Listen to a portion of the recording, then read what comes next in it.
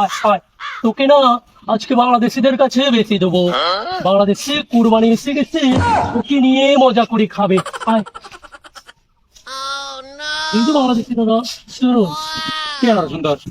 বলছিলাম যে দাদা সামনে তো আপনাদের ওই কোরবানি, আমার কাছে না সুন্দর গরু ছিল, আমার থেকে নিয়ে কোরবানিটা করে দেবেন, বলতে পারলেন কিনা?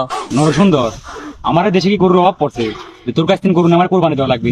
আসলে বিষয়টা সেরকম নয় দাদা, বলছিলাম যে আমার থেকে ওই কম দামে গরু পাবেন, আপনারও লাভ হবে, আমারও ওই ব্যবসা হবে, বুঝতে পারলেন কিনা?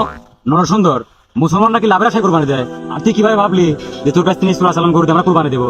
আর তাছাড়া আমাদের দেশে গরুর অভাব পড়ে নাই। বিষয়টা আসলে সেরকম নয় দাদা, ওই অল্প দামে গরু দেবো, আর আমাদের দেশের গরুর মাংস না হেভি সফট, হেভি টেস্ট, বুঝতে পারলেন কিনা? নর সুন্দর, তোর দেশের গরুর গোস্ত এত স্বাদ, এত টেস্ট, কি বুঝলি করি? গরুর গোস্ত খাওয়া দোষ নাকি? ছি দাদা, কি বলছেন? গরু আমাদের মা হয়, গরুর মাংস তো আমাদের সাথে যায় না, বুঝতে পারলেন কিনা? ও, গরুর গোস্ত তোর সাথে যায় না, গরু তো করে মা হয়।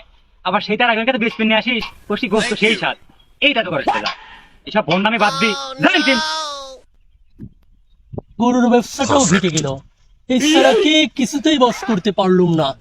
আসছে, আয় আয় মা আয়।